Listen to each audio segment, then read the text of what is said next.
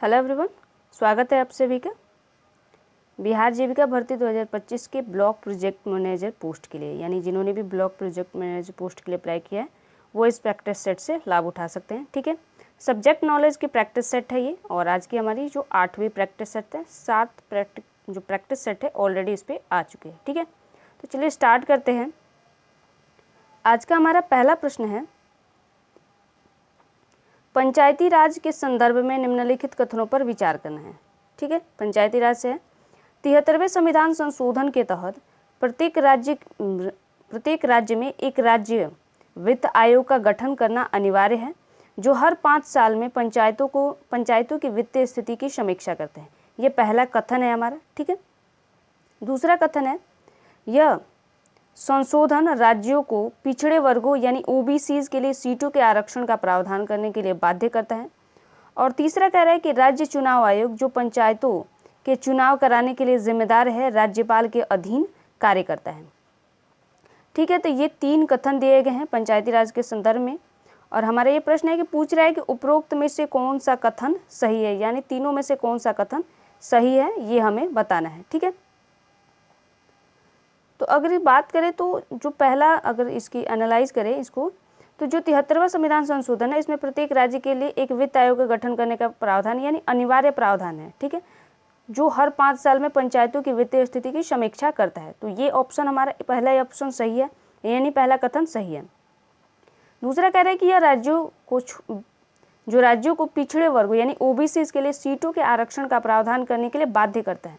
तो नहीं, जो 73वां संविधान संशोधन है उसमें आरक्षण के लिए बात नहीं की गई, यानी ये बाध्य नहीं करता, ये अनिवार्य शर्त नहीं है कि वो ओबीसी वर्ग के लिए आरक्षण का प्रावधान करे। तो ये हमारा दूसरा ऑप्शन गलत हो गया। ठीक है, हमारा पहला सही था।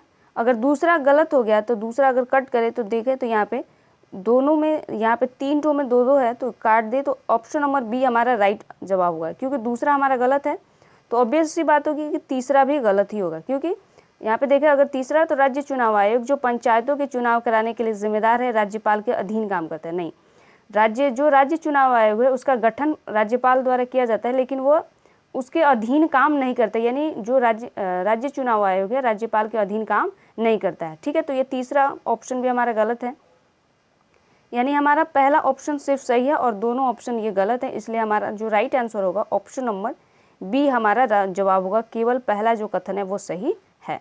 ठीक है, यहाँ पे उसकी व्याख्या दी गई है। पहला कथन सही है क्योंकि 73वां संविधान संशोधन एक अनिवार्य प्रावधान करता है, यानी इसमें क्या कहा गया है कि यह अनिवार्य प्रावधान है कि हर 5 साल में एक तो पंचायतों का जो वित्तीय स्थिति की समीक्षा की जाएगी और वहाँ पे क्या किया जाएगा, राज्य वित्त आयोग का गठन किया जाएगा। ठीक है, दूसरा कथन गलत है क्योंकि इसमें ओबीसी आरक्षण का प्रावधान राज्यों पर निर्भर करता है, और यह क्या है, एक ऐच्छिक प्रावधान है, यानी राज्य चाहे तो ओबीसी को आरक्षण दे सकते हैं, नहीं चाहे तो नहीं दे सकते हैं। तीसरा भी गलत है क्योंकि यह राज्य चुनाव आयोग एक स्वायत्त निकाय है और यह राज्य के अधीन नहीं होता है। स्वायत्त का मतलब होता है कि वो किसी के अंडर में नहीं होता है। ठीक है, भले उसका गठन राज्यपाल द्वारा किया जाता है लेकिन वो उसके अधीन काम नहीं करता है। ठीक है, अगले प्रश्न पे चलते हैं।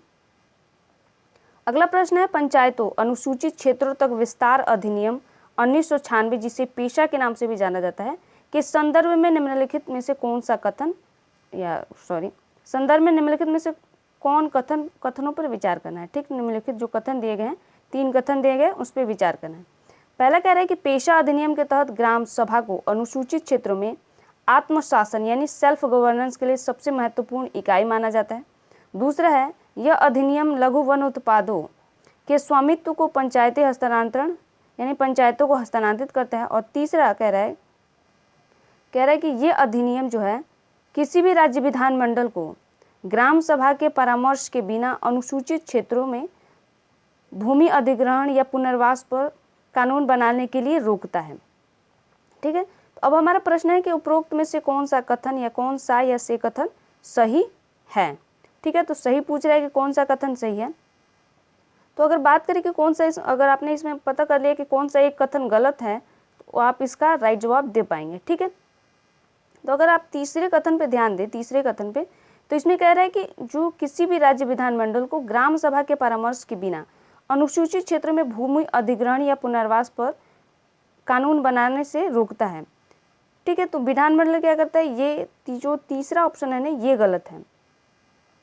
ठीक है, ऑप्शन नंबर तीसरा गलत है, इसका तीसरा गलत है, तो ऑप्शन हमारा ए जो होगा वो राइट जवाब होगा। ऑप्शन नंबर हमारा ए होगा, क्योंकि यहाँ पे देखिए ये पेशा कह रहा है ना, अगर कोई कानून राज्य विधानमंडल बनाना चाहे तो वो उसकी भूमिका जो होती है ना, पुनर्वास या जो ग्रामीण क्षेत्र होता है उसकी भूमिका ली जाती है। जो ग्राम सभा होता है उससे परामर्श के बिना वो बना सकता है, लेकिन क्या कहेगा कि वो उसमें सहयोग करे, वो पूछ सकता है, लेकिन ऐसा नहीं है कि उनके बिना अगर वो मना करे तो कानून नहीं बना सकता। ठीक है, तो वही कह रहा है वो। ऑप्शन नंबर ए हमारा राइट जवाब होगा। कह रहे कि कथन 1 और 2 सही है। पेशा अधिनियम ग्राम सभा को जनजातीय समुदायों के आत्म शासन की केंद्रीय इकाई के रूप में मान्यता देता है और लघु वन उत्पादों पर उनका स्वामित्व स्थापित करता है। हालांकि कथन तीसरा गलत है। यह अधिनियम किसी भी कानून को बनाने से नहीं रोकता है, बल्कि यह अनिवार्य करता है कि इन मामलों में ग्राम सभा के लिए अनिवार्य रूप से परामर्श किया जाए। ठीक है, तो ये रोकता नहीं है, इसमें रोकने की बात की गई थी। अगला प्रश्न है कि निम्नलिखित में से कौन सा अनुच्छेद पंचायती राज संस्थानों में चुनाव से संबंधित अदालतों के हस्तक्षेप पर रोक लगाता है। यानी जो ग्राम पंचायतों का चुनाव होता है उसमें अदालतों के हस्तक्षेप से रोक लगाता है कौन सा अनुच्छेद। तो अनुच्छेद कर रहा है 243G, 243H, 243K और 243O। तो जो इसका राइट जवाब होगा ऑप्शन नंबर डी होगा। 243O क्या करता है कि पंचायती राज जो संस्था है उसमें अदालतों के यानी जो कोर्ट वगैरह होती है ना, वो पंचायती राज के मामले में दखल नहीं देती हैं। यानी उसके चुनाव के बाद वो दखल दे सकती है, चुनाव से पहले या चुनाव के टाइम उसमें दखल नहीं देती हैं। तो ऑप्शन नंबर डी हमारा राइट जवाब होगा। यहाँ पे देखिए अनुच्छेद 243O स्पष्ट रूप से कहता है कि पंचायतों के लिए किसी भी चुनाव के संबंध में किसी भी मामले में न्यायालय द्वारा हस्तक्षेप नहीं किया जाएगा। तो यहाँ पे ध्यान रखना है कि किसी भी मामले में हस्तक्षेप नहीं किया जाएगा जब तक कि चुनाव याचिका के माध्यम से न हो। यह चुनाव प्रक्रिया की स्वतंत्रता और दक्षता सुनिश्चित करते हैं। यानी जब तक कोई याचिका दायर नहीं की जाएगी तब तक क्या करेगा, न्यायालय हस्तक्षेप नहीं कर सकता है। जो स्वतः हस्तक्षेप होता है जो न्यायालय करता है वो नहीं कर सकता है इसमें। ठीक है, तो इसके तहत प्रावधान किया गया। तो इसको ध्यान रखना है कि किस अनुच्छेद के तहत जो अदालतों को और जो हस्तक्षेप को रोका गया है, तो 243O पंचायती राज में। ठीक है, अगले प्रश्न पे चलते हैं। अगला प्रश्न है कि 73वें संशोधन अधिनियम के अनुसार किसी पंचायत के सदस्य को अयोग्य घोषित करने के संबंध में कौन सा कथन सही है। यानी जो पंचायत का सदस्य है उसे कब अयोग्य घोषित किया जाएगा, जो 73वां संविधान संशोधन अधिनियम के माध्यम से, जो अधिनियम है उसके अनुसार। तो पहला ऑप्शन है कि यदि वह 21 वर्ष की आयु पूरी नहीं कर पाया हो तब, यदि वह राज्य विधानमंडल के चुनाव के लिए अयोग्य घोषित हो गया हो तब किया जा सकता है, या यदि वह राज्य के कानून के तहत किसी और कारण से अयोग्य हो, जैसे 2 या अधिक बच्चे होने से। ठीक है, तो जो इसका अगर बात करें तो कब इस पूछ रहा है प्रश्न पर है कि उपरोक्त में से कौन सा या से कथन सही है। तो कौन सा इसमें राइट है आपको बताना है, जो 73वें संविधान संशोधन अधिनियम के अनुसार हो। तो ये तीनों ही कथन क्या है, सही है। तीनों ही कथन क्या है कि सही है। अगर कोई किसी व्यक्ति, आपको पता है कि जो पंचायत राज की जो आयु निर्धारित की गई है चुनाव लड़ने की वो 21 वर्ष है। ठीक है, तो अगर कोई इस 21 वर्ष से कम है तो वो उसके सदस्य पंचायत सदस्य के लिए अयोग्य होगा। दूसरा, राज्य विधानमंडल के चुनाव के लिए अयोग्य अगर कोई घोषित व्यक्ति है तो वो भी पंचायत का चुनाव नहीं लड़ सकते हैं। और राज्य क्या कर सकता है कि कानून बनाकर ये तय कर सकता है कि अगर किसी के 2 या 2 से अधिक बच्चे हैं तो वो चुनाव नहीं लड़ सकता है। आपको पता है कि ऐसा हुआ भी है। ठीक है, कई राज्य ऐसा कर रहे हैं कि जो अयोग्य घोषित कर दे, यानी उन्हें कोई भी सरकारी या संवैधानिक पदों से वंचित करे जिनके 2 या 2 से अधिक बच्चे हो। तो ये राज्य क्या कर सकता है कि कानून बनाकर ला सकता है। तो इसलिए ये तीनों ही कथन सही है, यानी ऑप्शन नंबर डी हमारा राइट जवाब होगा इसका। ठीक है, ऑप्शन नंबर डी हमारा राइट जवाब होगा। तीनों ही कथन सही हैं। 73वें संविधान संशोधन अधिनियम के अनुच्छेद, यहाँ पे ध्यान रखना है कि कौन सा अनुच्छेद है, 243F के अनुसार पंचायत का सदस्य होने के लिए 21 वर्ष की न्यूनतम आयु आवश्यक है। साथ ही यदि कोई व्यक्ति राज्य विधानमंडल के लिए अयोग्य है तो वह पंचायत के लिए भी अयोग्य होगा। इसके अलावा राज्य विधानमंडल कानून द्वारा अयोग्यता के लिए अतिरिक्त शर्तें भी लागू कर सकता है, जैसे कि 2 या अधिक बच्चे वाला प्रावधान कुछ राज्यों में लागू है। ठीक है, तो कौन से अनुच्छेद है ये भी ध्यान रखना है कि 243F के तहत क्या किया गया है कि व्यक्ति की योग्यता को या अयोग्यता को तय किया गया है कि कौन व्यक्ति पंचायती राज का सदस्य बन सकता है या कौन नहीं बन सकता है, तो इसको भी ध्यान रखना है। ठीक है, अगले प्रश्न पे चलते हैं। अगला प्रश्न है कि राज्य वित्त आयोग का गठन कौन करता है। तो पहला ऑप्शन है भारत का राष्ट्रपति करता है, दूसरा है राज्य का मुख्यमंत्री करता है, तीसरा है राज्य का राज्यपाल करता है और चौथा है राज्य का वित्त मंत्री करता है। तो आपको पता चल गया होगा, ऊपर भी देखा हमने कि राज्य का राज्यपाल क्या करता है, राज्य वित्त आयोग का गठन करने का प्रावधान करता है, यानी राज्य वित्त आयोग का गठन कौन करता है, तो राज्यपाल करता है। किस अनुच्छेद के तहत किया गया, यह भी ध्यान रखना है कि 73वें संविधान संशोधन अधिनियम के अनुच्छेद 243 आई, ठीक है, 243 आई है। आई के अनुसार राज्य का राज्यपाल हर 5 साल में पंचायतों की वित्तीय स्थिति की समीक्षा करने के लिए राज्य वित्त आयोग का गठन करता है। तो अनुच्छेद 243 आई के तहत क्या किया गया है कि राज्य वित्त आयोग का गठन करने का प्रावधान किया गया है। तो ठीक है, तो इसको भी ध्यान रखना है कि किस अनुच्छेद के तहत किया गया है। अगले प्रश्न पे चलते हैं। अगला प्रश्न है कि पंचायती राज संस्थाओं यानी PRIs के संदर्भ में निम्नलिखित में से कौन सा कथन सही है, कौन सा इसमें कथन सही है बता रहा है, पूछ रहा है। राज्य विधानमंडल पंचायतों के सदस्यों के लिए अयोग्यता से संबंधित किसी भी मामले का निर्णय करने के लिए कानून बना सकता है। दूसरा है राज्य का राज्यपाल पंचायतों के चुनाव कराने के लिए राज्य चुनाव आयोग की स्थापना करता है। तीसरा है कि किसी भी पंचायत के कार्यकाल की समाप्ति के 6 महीने के भीतर, किसी पंचायत के कार्यकाल की समाप्ति के से 6 महीने के भीतर हुए चुनाव में निर्वाचित पंचायत केवल शेष अवधि के लिए ही कार्य करेगी। ठीक है, तो अगर पूछ रहा है कि इसमें कौन सा कथन सही है, तो अगर कोई एक ऑप्शन आपने पकड़ लिया कि ये गलत है, तो आपको पता चल जाएगा कि इसका राइट जवाब क्या है। तो अगर आप ऑप्शन नंबर तीसरे पर ध्यान दें तो इसमें कह रहा है कि किसी पंचायत के कार्यकाल की समाप्ति से 6 महीने के भीतर हुए चुनाव में निर्वाचित पंचायत केवल शेष अवधि के लिए कार्य करेगी। तो ये तीसरा जो कथन है ये गलत है, ये तीसरा कथन गलत है। क्योंकि क्या होता है ना, अगर मान लीजिए पंचायत का चुनाव रद्द हो गया है और आगे 6 महीने की अवधि बची है, अगर मान लीजिए 4 साल 6 महीना पूर्ण हो चुका और 6 महीने की अवधि बची है उस पंचायत की, तो क्या किया जाएगा कि नया चुनाव कराया जाएगा, न कि शेष अवधि के लिए चुनाव कराया जाएगा। ठीक है, तो ऑप्शन नंबर तीसरा गलत है। तो अगर तीसरा को गलत कर दे, यहाँ पे तीसरा गलत कर दे तो यहाँ पे भी तीसरा है, यहाँ पे भी तीसरा है, यहाँ पे भी तीसरा, तो ऑप्शन नंबर ए हमारा क्या हो जाएगा, राइट जवाब हो जाएगा। ठीक है, तो इसमें एक सही या गलत अगर आपने ढूंढ लिया तो आपको इसका राइट जवाब मिल जाएगा। तो ऑप्शन नंबर ए हमारा राइट जवाब है। कह रहे कि कथन 1 और 2 सही हैं। अनुच्छेद 243 अब के तहत राज्य विधानमंडल सदस्यों की अयोग्यता के लिए कानून बना सकता है। अनुच्छेद 243 के तहत राज्य चुनाव आयोग की स्थापना राज्यपाल द्वारा की जाती है। हालांकि कथन तीसरा गलत है। या किसी भी पंचायत का कार्यकाल समाप्त होने में 6 महीने से अधिक का समय बचा हो तो ही उपचुनाव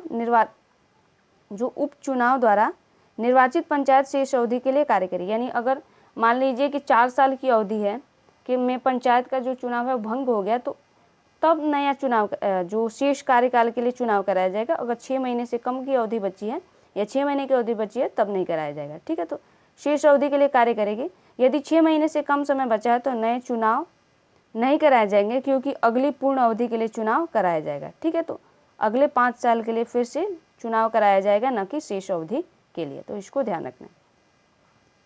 अगला प्रश्न हमारा 73वां संविधान संशोधन अधिनियम के अनिवार्य और स्वैच्छिक यानी स्वैच्छिक प्रावधानों के संदर्भ में निम्नलिखित कथनों पर विचार करना है। तो इसमें कह रहे हैं कि अनिवार्य और स्वैच्छिक।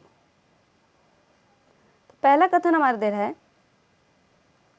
प्रत्येक राज्य में, यहाँ पे निम्नलिखित कथनों पर विचार करना है। पहले प्रत्येक राज्य में ग्राम, मध्यमवर्ती और जिला स्तर की त्रिस्तरीय पंचायत की स्थापना करना एक अनिवार्य प्रावधान है। दूसरा कह रहे हैं कि पंचायतों के अध्यक्षों और सदस्यों को मतदान का अधिकार देना एक स्वैच्छिक प्रावधान है। तीसरा है पंचायत राज के सभी 3 स्तरों पर अनुसूचित जाति और अनुसूचित जनजातियों के लिए सीटों का आरक्षण करना एक स्वैच्छिक प्रावधान है। ठीक है, अब यहाँ पे कह रहा है कि उपरोक्त में से कौन सा कथन सही बताना है। तो अगर आपने कोई एक कथन को पकड़ लिया कि कौन सा कथन गलत है, तो आप बता सकते हैं कि इसका राइट जवाब क्या होगा। ठीक है, तो अगर बात करें कि प्रत्येक राज्य में ग्राम, मध्यमवर्ती और जिला स्तर की त्रिस्तरीय प्रणाली की स्थापना करना एक अनिवार्य प्रावधान है, ये तो सही है। दूसरा, पंचायतों के अध्यक्षों और सदस्यों को मतदान का अधिकार देना एक स्वैच्छिक प्रावधान है, नहीं, ये गलत है, दूसरा कथन गलत है। तीसरा अगर बात करें तो पंचायती राज के तीनों स्तर यानी तीनों स्तरों पर यानी जो मध्यमवर्ती या ग्राम स्तर पे है या जो ब्लॉक या जिला स्तर पे यानी तीनों स्तरों पर अनुसूचित और जनजातियों के लिए जो आरक्षण का प्रावधान है वो कह रहे हैं कि स्वैच्छिक है। स्वैच्छिक नहीं है, अनिवार्य प्रावधान है कि उनको 1/3 सीटों पर आरक्षण उनको दिया जाता है, ये अनिवार्य किया गया है उसके तहत। ठीक है, तो दोनों कथन हमारे गलत है, यानी 2 और 3 गलत है, 2 और 3 गलत हैं, तो ऑप्शन नंबर ए हमारा राइट जवाब होगा। ठीक है, ऑप्शन नंबर ए क्या होगा हमारा इसका राइट जवाब होगा। पहला कथन सही है क्योंकि 73वें संविधान संशोधन के द्वारा एक अनिवार्य प्रावधान है। हालांकि 20 लाख से अधिक आबादी वाले राज्यों को मध्यमवर्ती स्तरों से छूट दी गई है। दूसरा कथन गलत है क्योंकि पंचायती राज के अध्यक्षों और सदस्यों को मतदान का अधिकार देना एक क्या है, अनिवार्य है। ठीक है, उनको मतदान का अधिकार मिलता है, अनिवार्य है, और इसमें क्या किया गया था, स्वैच्छिक शब्द का यूज किया गया था, इसलिए गलत हो गया। तीसरा भी गलत है क्योंकि एससी और एसटी के लिए एक अनिवार्य प्रावधान यानी उनको आरक्षण देना एक अनिवार्य प्रावधान है, जबकि ओबीसी के लिए आरक्षण क्या है, स्वैच्छिक है। ओबीसी के लिए चाहे तो आरक्षण दे या चाहे तो नहीं दे। ठीक है, अगले प्रश्न पे चलते हैं कि पंचायती राज प्रणाली में राज्य के राज्यपाल की भूमिका के संबंध में कौन सा कथन सही है। यहाँ पे राज्य के राज्यपाल की भूमिका पूछ रहे हैं, तो राज्यपाल पंचायतों के चुनाव के संबंध में किसी भी विवाद का निपटारा करने के लिए एक न्यायाधिकरण का गठन करता है। दूसरा है राज्यपाल राज्य चुनाव आयोग के सदस्यों की सेवा शर्तें और कार्यकाल का निर्धारण करता है। और तीसरा है कि राज्यपाल का यह कर्तव्य है कि यह सुनिश्चित करे कि 73वें संशोधन के प्रावधानों द्वारा राज्यों का यह कर्तव्य है कि यह सुनिश्चित करे कि वह 73वें संशोधन के प्रावधानों को राज्यों द्वारा पालन कराया जाए। ठीक है, तो अगर इसमें एक देखिए कि कौन सा कथन सही है, तो ये जो तीसरा कह रहा है कि यह सुनिश्चित राज्य का यह कर्तव्य है कि यह सुनिश्चित करे कि 73वें संशोधन यानी जो 73वां प्रावधान है उसको प्रावधान को राज्यों में लागू कराना, तो ये तीसरा गलत है। अगर तीसरा यहाँ पे गलत करें हम तो ये और ये गया ऑप्शन। अब हमारे पास 2 है, उसमें से देखना है कि कौन सा कथन सही है इसमें।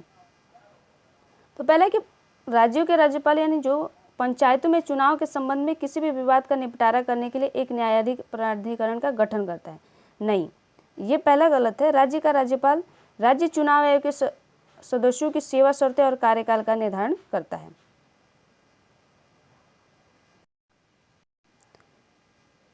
ठीक है, तो राज्यपाल की भूमिका के संबंध में कौन सा कथन सही है, तो इसमें है पंचायतों के चुनाव के संबंध में किसी भी विवाद का निपटारा करने जो न्याय प्राधिकरण है इसको देख।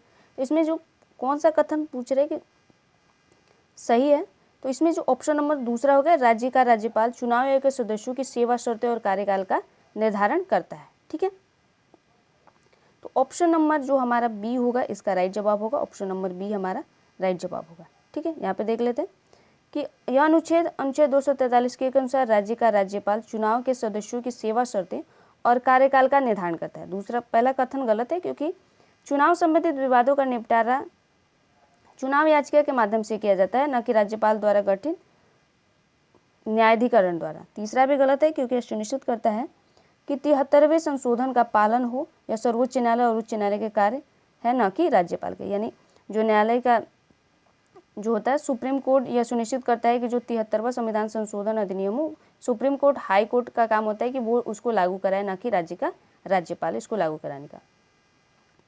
अगला प्रश्न है कि 73वें संशोधन के बाद पंचायतों के संबंध में न्यायालयों के हस्तक्षेप के बारे में कौन सा कथन सही है। तो पहला ऑप्शन है कि किसी भी चुनाव संबंधित मामले में कोई भी अदालत हस्तक्षेप नहीं कर सकती है। दूसरा है न्यायालय केवल चुनाव परिणामों की घोषणा के बाद ही चुनाव याचिका के माध्यम से हस्तक्षेप कर सकते हैं। तीसरा है चुनाव प्रक्रिया के किसी भी चरण में यदि कोई संवैधानिक उल्लंघन होता है तो न्यायालय हस्तक्षेप कर सकते हैं। और चौथा है चुनाव प्रक्रिया के किसी भी चरण में कोई भी न्यायालय हस्तक्षेप नहीं कर सकता है। तो आपको पता है कि इसका राइट जो जवाब क्या होगा, पंचायतों में जो न्यायालय का हस्तक्षेप होता है वो ऑप्शन नंबर बी के माध्यम से होता है। केवल चुनाव परिणामों की घोषणा के बाद ही चुनाव याचिका के माध्यम से जो क्या होता है कि न्यायालय हस्तक्षेप कर सकता है, चुनाव से पहले उसमें हस्तक्षेप नहीं कर सकता है।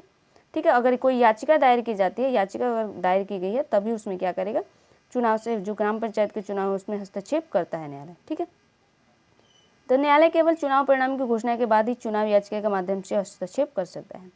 अनुच्छेद 243 ओ के अदालतों के हस्तक्षेप पर रोक लगाता है, लेकिन यह पूरी तरह से नहीं लगाता है।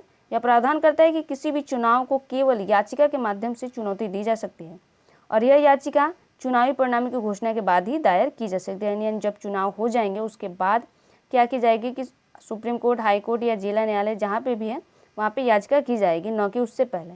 और यह चुनाव प्रक्रिया के दौरान न्यायालय के हस्तक्षेप पर रोक लगाता है। यानी जब चुनाव के प्रोसेस चल रहा है उस टाइम पर न्यायालय क्या करेगा, उसमें हस्तक्षेप नहीं कर सकता है। और आज का हमारा अंतिम प्रश्न है, ये करें कि निम्नलिखित में से कौन सा कथन सही नहीं है। तो ग्राम सभा के पास अपनी पंचायत के क्षेत्र में मतदान सूची में शामिल सभी व्यक्तियों से मिलकर बने होते हैं। ठीक है। दूसरा है, राज्य विधानमंडल द्वारा कानून द्वारा पंचायतों को कर लगाने और वसूलने का अधिकार दे सकता है।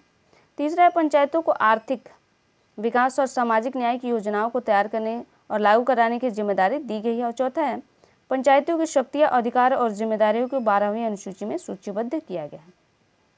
तो अगर पता है कि आपको कौन सा कथन गलत है तो आपने थोड़ा सा भी ध्यान दिया होगा, तो ऑप्शन नंबर डी गलत है। यहाँ पे 12वीं अनुसूची की बात करें, जो पंचायती राज्य वो 11वीं अनुसूची का विषय है। ठीक है, जिसमें 29 विषय आते हैं, यानी 29 विषय होते हैं। और 12वीं अनुसूची जो है वो नगर पालिका से संबंधित है और 74वां संविधान संशोधन अधिनियम से 1992 से है। ठीक है, 73वां संविधान संशोधन अधिनियम जो हुआ था 1992 का, 92 का, वो ग्राम पंचायत से संबंधित है और 11वीं अनुसूची से संबंधित है, जिसमें 29 विषय हैं। और 12वीं अनुसूची क्या है, नगर पंचायत या नगर पालिका से है। ठीक है, पंचायती की शक्तियों, अधिकारों और जिम्मेदारियों को 12वीं अनुसूची में सूचीबद्ध किया गया है। कथन देखें तो पहला कथन जो कह रहा है कि कथन सही नहीं है, डी है। पंचायतों की शक्तियों, अधिकार और जिम्मेदारियों को 11वीं अनुसूची में यानी 11th शेड्यूल में सूचीबद्ध किया गया है, न कि 12वीं यानी 12th शेड्यूल में, जो नगर पालिकाओं से संबंधित है। तो जो 12वीं अनुसूची है वो नगर पालिका से संबंधित है, तो इसको ध्यान रखना है। ठीक है, तो ये आज का हमारा अंतिम प्रश्न था। ठीक है, तो मिलते हैं नेक्स्ट वीडियो में गाइस, तब तक के लिए धन्यवाद।